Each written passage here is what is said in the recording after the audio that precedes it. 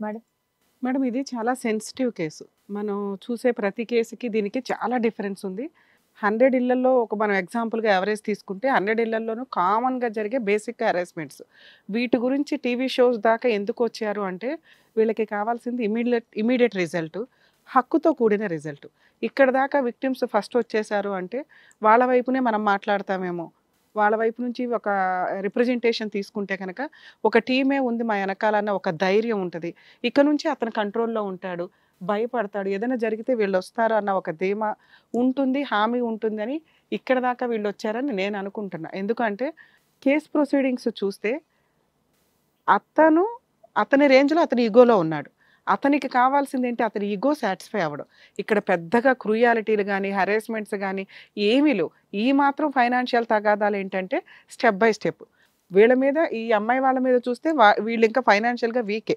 ఇక్కడ ఆస్తి ఎక్కడ పెద్ద కోట్ల ఆస్తి గురించి కూడా మనం మాట్లాడడానికి లేదు. ఆస్తి ఒకవేళ వీళ్ళ హస్బెండ్‌ది అయ్యుండి ఆయన చనిపోయినాక ఇది అమ్మాల్సిన పరిస్థితి వచ్చి మీరెళ్లి సైన్ చేశారా అమ్మ? ఆస్తి అమ్మినప్పుడు అసలు అవసరమే లేకుండా పోయింది. ఆ ఆస్తి అన్నదమ్ములకి సంబంధించింది. వాళ్ళిద్దరూ పనిచేసుకొని అప్పు తీర్చుకోవాలి కాబట్టి బాధ్యతల ప్రకారం వాళ్ళు అప్పు తీర్చుకున్నారు. ఆడపిల్లకి ఎప్పుడైనా గానీ అలాంటియి వచ్చినప్పుడు ఆడపిల్లకి ఒక ఆశ ఉంటుంది. ఓ చీరో, ఓ నగో, ఓ వ్యవహారం అని. అప్పుడు ఆళ్ళ అమ్మకి ఇచ్చిన అమౌంట్‌లోంచి ఆవిడ ఒక 50,000 తీసి ఇచ్చింది. ఆ ఇచ్చిన అమౌంట్ తోటి వాళ్ళు ఒక పెద్ద ఇష్యూని క్రియేట్ చేసుకున్నారు. ఆ ఇచ్చిన దాంతో సరిపెట్టేసుకొని ఆ రోజుకేదో ఒక వస్తువు కొనేసుంటే బావుండేది. లేదా బాబు అల్లుడు ఇదిగో అమ్మాయికి ఇది ఫిక్స్డ్ డిపాజిట్ చేస్తున్నాను. మీ చావు మీరు చావండి అంటే ఆ 50,000 ఉండేవో, ఊరేగవో, మళ్ళీ వడ్డీలకెళ్ళేవాడు తర్వాత సంగతి. అవి పోతే పిల్లకి ఒక వస్తువన్నా కొనిచ్చాలి. అదేదో గౌరవంగా ఉంటది అని ఆవిడేదో ప్రయత్నాలు చేసింది. అడ్డంగా ఫెయిల్ అయిన ఒక డిజాస్టర్ ప్లాన్ అది. ఎందుకు అంటే అందులో నానమ్మలకి సంబంధించిన వారసత్వపు ఆస్తి వచ్చేసింది. అది ఒక మెమరీకి సంబంధించిన ఇన్సిడెంట్. చాలామంది అనుకుంటారండి ఇందాక ఈ అమ్మాయి ఒక 10-15 మినిట్స్ అదే పాయింట్ మీద అమ్మ కూతుర్లు ఆర్గ్యూ చేశారు. అది చాలా సెన్సిటివ్ పాయింట్. ఆ రోజున వాళ్ళు రూ. 1000కి కొన్నారో, 2000కి కొన్నారో ఆ వస్తువులనేవి వాళ్ళ వారసుడికి, మనవడికి పెట్టుకున్న వస్తువులు. వాటిని ఆ పిల్లోడి పర్సనల్ నీడ్స్ నిమిత్తమే యూజ్ చేయాలి. లేదా మెమరీగా అలా ఉంచాలి తప్ప తెలిసి తెలియక కలిపేసుకునే వ్యవహారాల్లో చాలా పెద్ద బాధపడతాం. ఇంకా వీళ్ళు ఒకవేళ ఆ పిల్లోడికి పెట్టుంటే అమ్మమ్మ, తాతయ్య వాళ్ళ అల్లుడు వాడేసుకొనున్నా వీళ్ళు మాట్లాడరు భయంతో. వాళ్ళు చావ చేస్తారు. కూతురు బావుంటే చాలురా బాబు అని. కానీ నానమ్మ, తాతయ్యలు, భర్త, ఆడపడుచుల విషయానికొచ్చేసరికి అదెట్లా తను వాడుకుంటది. పిల్లోడి కోసం ఏదైనా చేయిస్తే ఊరుకుంటారు. అది కొంత సెన్సిటివ్‌కి సంబంధించిన విషయం. అది సెన్సిటివ్ పాయింట్ అని కూడా వీళ్ళకి అర్థం కాట్ల. వాళ్ళ దృష్టిలో ఆ పాయింట్ స్ట్రాంగ్‌గా ఉన్నారు.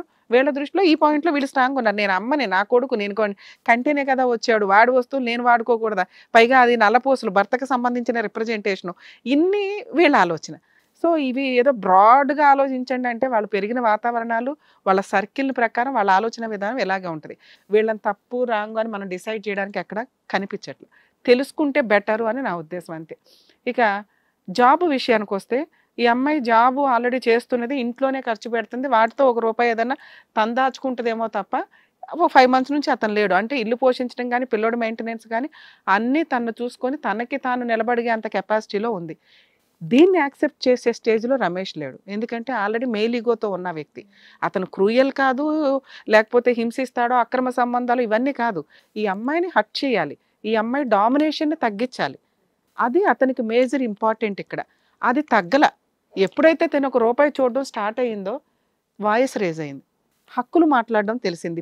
8 ఏళ్ళు అమ్మాయి వాళ్ళకి చాకిరీ చేస్తూ ఇవన్నీ ఆవిడ లైఫ్‌ని రాసింది ఇక్కడ రమేషో, ఇంకొకళ్ళో కాదు వాళ్ళ అమ్మా, నాన్న. వాటిని రికగ్నైజ్ చేసే ఏజ్‌లో అమ్మాయి లేదు. ఎందుకంటే నేను ఆల్రెడీ ఎక్కడెక్కడి నుంచో ఏడ్చుకుంటూ వస్తుంది తను. ఊపిరి ఆడల కాసేపు తనకి. మనం బ్రేక్ తీసి మళ్ళీ తను కూల్ చేయాల్సొచ్చింది. అంటే ఇంత చిన్న పాయింట్స్‌ని, ఇంత చిన్న హారాస్మెంట్‌ని కూడా తను రికగ్నైజ్ చేసుకొని భరించే స్టేజ్‌లో ఉండల.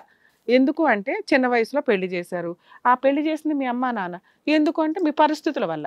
దీన్ని మీరు యాక్సెప్ట్ చేసేయాలి. ఈరోజు మీరు సొసైటీలోకొచ్చారుగా.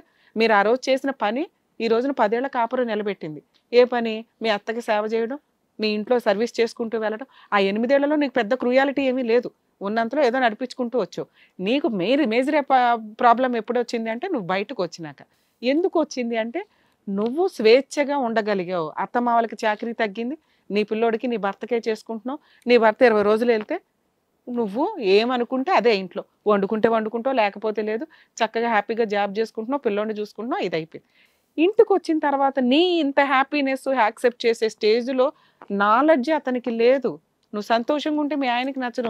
నువ్వు బాంచందొర అంటూనే ఉండాలి ఎంతసేపు. అలా ఉండగలిగితే ఈ రోజుకి నీ ప్రాబ్లమ్ సాల్వ్ అయ్యేది. నువ్వు భర్త కావాలి అనుకుంటే ఈ 8 ఏళ్ళు ఎలా ఉన్నావో అలాగే ఉండాలి. నీ అత్తమామలు మీ హస్బెండ్‌కి కౌన్సెలింగ్ ఇవ్వరమ్మా, ఇవ్వాల్సిన అవసరం లేదు. వాళ్ళంతే. అతను అంతే. అతను నీ ఇంటికి ఒక మహారాజు అనుకుని నువ్వు ఫీల్ అయితే ఆళ్ళ ఇంటికెళ్ళాలా, వాళ్ళని బతుకులాడుకోవాలా, ఆళ్ళు చెప్పిన కండిషన్స్ యాక్సెప్ట్ చేసి నువ్వు నిలబెట్టుకుంటే నీకు కాపురం నిలబడతది. పోలీస్ స్టేషన్‌కెళ్ళి బెదిరించి కౌన్సెలింగ్‌లు ఇప్పించి ఇలా రండి అంటే ఖచ్చితంగా ఆళ్ళ ఆయన వస్తాడు. ఇప్పుడు రమ్య గారో, సారో, మేడమో ఈ ఫోన్ మాట్లాడితే భయపడి కూర్చుంటాడు కౌన్సెలింగ్‌కి. కానీ అతని మేల్ ఇగో సాటిస్ఫై అవ్వదు. అప్పటికి నీ డామినేషనే. మీకు లాజిక్ అర్థమవుతుందా? ఆ డామినేషన్‌ని అతను అసలు యాక్సెప్ట్ చెయ్యడు. జైలు కన్నా ఎళ్తాడు, కోర్టుల కన్నా ఎళ్తాడు, కాపురం అన్నా నాశనం అవుతది. సెన్సిటివ్ పాయింట్స్‌లో మేము సీరియస్‌గా తీసుకోలేమమ్మా. సీరియస్ పాయింట్‌లకి రమ్య గారు సీరియస్‌గా ఫోన్ చేసేస్తారు, తోలు తీసేస్తారు, లేకపోతే కేసులేస్తారు. నీకు లీగల్‌గా సపోర్ట్ ఉంటామో, లేకపోతే మేమే అక్కడికొస్తామో, ఇన్ని చేస్తాం. నీ కేసు అలాంటిది కాదు. బంగారం లాంటి కాపురం. నీ స్వేచ్ఛని యాక్సెప్ట్ చేసే నాలెడ్జ్ మీ ఆయన దగ్గర లేదు. నీలాంటి మంచి భార్యలు దొరక్క బయట చాలా మంది ఏడుస్తున్నారు. కానీ నీకు భర్తని ఎలా చూసుకోవాలి, భర్త దగ్గర ఎట్లా ఉండాలనేది తెలియల. ఇప్పుడు తెలుసుకోండి. మీ అమ్మకి చెప్పడానికి తెలీదు. కూతురు కాపురం నాశనం అయితే ఎవడికి లాస్ అమ్మా? మీ అమ్మకే లాస్ కదా! నీ కాపురం పోవాలని ఆవిడ అనుకోవట్లా. ఇంత దూరం పరిగెత్తుకొని ఎందుకు వచ్చింది అంటే గబగబా మేము పిలిచి కౌన్సెలింగ్ ఇస్తామేమో అని. ముదురు కేసు అయితే మేము కౌన్సెలింగ్ ఇస్తాం. మాట వినని వ్యక్తి అయితే కౌన్సెలింగ్ ఇస్తాం. ఇప్పుడు కనుక మేము ఫోన్ చేయడమో, పోలీస్ స్టేషన్‌కో ఇప్పుడు నేను మాట్లాడడమో అనేది జరిగితే ఖచ్చితంగా ఈ కాపురం నాశనం అయిపోద్ది. అది నీకు అవసరమా? నువ్వు మాట్లాడమంటే మమ్మల్ని నమ్ముకొని వచ్చావు కాబట్టి మాట్లాడతాం. వెంటనే అతనేమంటాడు? అతని ఇగో ఏదైతే ఉందో అది రెచ్చిపోద్ది. అంటే తన కాళ్ళ దగ్గరికి నన్ను పిలిపిస్తుంది. తనకున్న బ్యాక్‌గ్రౌండ్‌ని చూపించి మమ్మల్ని ఇంకా తొక్కేయాలని చూస్తుంది. నాకు అవసరం లేదండి ఆ అమ్మాయి. నేను కోర్ట్‌లోనే చూసుకుంటానంటే నీకొచ్చే ఇంకొక ఛాన్స్ రాదు. ఇది 100% విడిపోయే కాపురం కాదు. అలా విడిపోయే పరిస్థితే వస్తే నువ్వు ఈ 1 ఇయర్‌లో చేసిన పని వల్ల, జాబ్ వల్ల, నిన్ను నువ్వు పోషించుకోవడం వల్ల. అర్థమవుతుందా? నువ్వు మీ ఆయన మీద డిపెండ్ అయిపోతున్నట్టు షో ఆఫ్ ఉండాల. లౌక్యం తెలియాలి కాపురానికి. నువ్వు 100% మంచి పిల్లవి. నీకు ఆ లౌక్యం తెలియక ఈరోజు కాపురం రోడ్డు మీదకొచ్చింది. 6 నెలలు ఎందుకు వెళ్ళిపోతాడమ్మా? నువ్వు నేను ఉండగలను అని ప్రూవ్ చేసేసావు. అలా ఉండాలనే చెప్తాను. అరే తప్పే లేదు ఇక్కడ. నువ్వు గొడవ పడలా. కానీ మీ ఆయన లేకుండా 6 నెలలు నువ్వు ఇండివిడువల్‌గా ఉంటున్నావు. మీ అమ్మ తోడు ఉంటుందో ఎవరు? ఓ పిల్లోడిని పోషిస్తున్నావు. మగాడి తోడు లేకుండా నువ్వు ఉండగలిగావంటే ఆ మగాడికి వాల్యూనే లేదు కదా! అలానే నువ్వు ఉండొద్దనట్ల అట్లా ఉండాలి. ఎందుకంటే భర్తకి ఏదైనా అవసరం వచ్చి ఏ జాబు చేయలేకపోతే మీరు పోషించేలా ఉండాలి. మనల్ని పోషిస్తున్నప్పుడు మనం పోషించాలిగా భర్తని. జాబ్ లేదని ఇన్సల్టే చేయకూడదు. ఎందుకంటే నీ కాపురం అంతా బాగుంది. ఒక్క ఫైనాన్షియల్ తగాదాలు తప్ప. ఒకటి అతనికి జాబ్ లేకపోవడం, ఇన్కమ్ ప్రాపర్‌గా లేకపోవడం. ఇంకొకటి నిన్ను నువ్వు పోషించుకోగలగడం. నువ్వు హక్కులు మాట్లాడుతున్నావు. చాలా చిన్న హక్కులు నువ్వు మాట్లాడుతున్నాయి. అవి చాలా పెద్దగా ఉంది ఇక్కడ. మీరు హక్కులు మాట్లాడొద్దు. 8 ఏళ్ళు మీ హస్బెండ్‌ని ఎలా చూసుకున్నారో అలాగే. అతను నిన్ను అనుమానించడం అనేది నోటి దురదమ్మ. ఒక అమ్మాయిని కంట్రోల్ చేయాలి, ఇన్సల్ట్ చేయాలి, ఫిజికల్‌గా అటాక్ చేయలేకపోతున్నాడు. మానసికంగా హింసించడానికి. ఎందుకంటే కొట్టేసేవాడు. అదే కోపంలో ఇప్పుడు నువ్వు ఒక మాట అనేస్తున్నావు. మాట్లాడుతున్నావు హక్కుగా. ఏంటండి నన్ను ఎట్లా అంటారండి మీరు అనే రేంజ్‌లో నువ్వు రివర్స్ అవుతున్నావు. ఇదంతా 1 ఇయర్ నుంచే. అంతకుముందు లేదు. ఏమండి వచ్చారా అమ్మయ్య అని సేవలు చేస్తున్నావు, వేడి నీళ్ళు పెడుతున్నావు అన్నీ నడిచిపోతున్నాయి. ఇప్పుడు నీకు నీ వాల్యూ ఏంటో, నీ రెస్పెక్ట్ ఏంటో తెలిసింది. నీకు కొంచెం రెస్పెక్ట్ ఇస్తే మీ ఆయనకి సేవ చేస్తావు. మీ ఆయన నువ్వు బాగా సేవలు చేస్తే నీకు రెస్పెక్ట్ ఇస్తాడు. ఈ 2 మిస్ అయిపోతున్నాయి ఇక్కడ. అర్థమవుతుందా?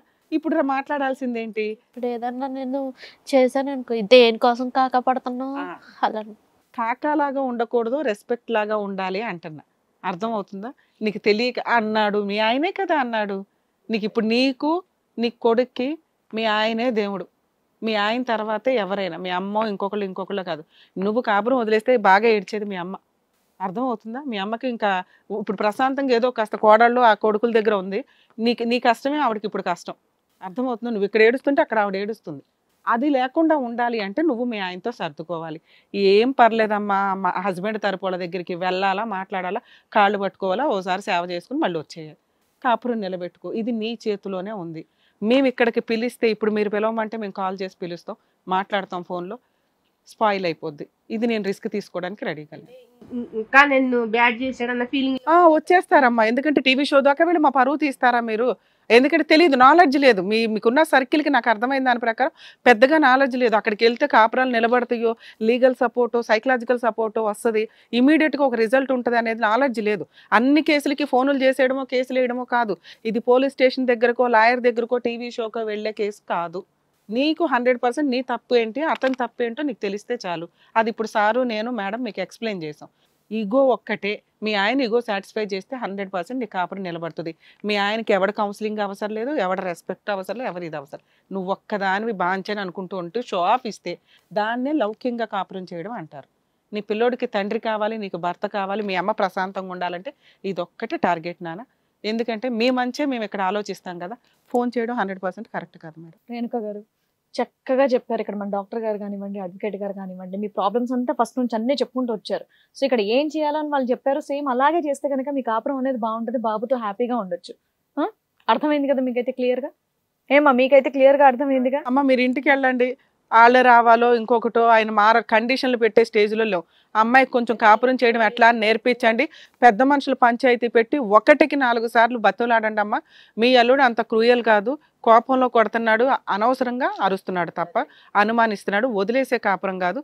బయట సమాజం అలా లేదు, ఖచ్చితంగా ఇది నిలబడాల్సిన కాపురం. అంత మీరు ఫెయిల్ అయిపోయి పెద్ద మనుషుల పంచాయతీలు కూడా ఫెయిల్ అయినప్పుడు పోలీస్ స్టేషన్కి వెళ్ళి కంప్లైంట్ ఇవ్వండి. పోలీస్ స్టేషన్ తర్వాతే టీవీ షో, గుర్తుపెట్టుకోండి. మీ ఎపిసోడ్ కొంచెం లేట్గానే టెలికాస్ట్ అవుతుంది, ఈ లోపు కాపురం నిలబెట్టుకోండి. మీ ఏమీ బయటికి డిస్ప్లే అవ్వవు. కాబట్టి చాలా మందికి మీరు ఒక రిప్రజెంటేటివ్ అంటే కొన్ని వేల మంది లేడీస్కి నువ్వు రిప్రజెంటేటివ్ అమ్మ. ఈ ప్రాబ్లంతో తెలిసి తెలియక కాపురాలు నాశనం చేసుకుంటూ ఉంటారు. భర్త తర్వాతే ఎవడైనా, అది గుర్తు పెట్టుకుని కాపురాలు. మా అమ్మాయికి నేను చెప్పవలసిన మాటలు కూడా ఇవే చెప్తానండి, మీరు చెప్పినట్టే చెప్తానండి. అయితే నీకు తెలియదమ్మా, పడిదాన్ని నేను, బాధపడిదాన్ని నేను, ఇలాగే ఎడుతుంది. మీరు చెప్పడం వేరు, మేము చెప్పడం వేరుగా. మేము ఎంతమందిని చూస్తుంటాం. మీరు కూడా బాగా చెప్పారు కదా. సరేనా, జాగ్రత్త. ఓకే అండి, థ్యాంక్ యూ. మంచిది. నిజం చెప్పాలంటే ఇప్పటివరకు మన దగ్గర వచ్చినటువంటి కేసులు వేరు, ఇప్పుడున్నది చాలా సింపుల్ గా అనిపిస్తుంది నాకైతే. కాకపోతే చిన్న గొడవల్ని ఎలా హ్యాండిల్ చేసుకోవాలనేది వాళ్ళకి తెలియట్లేదు.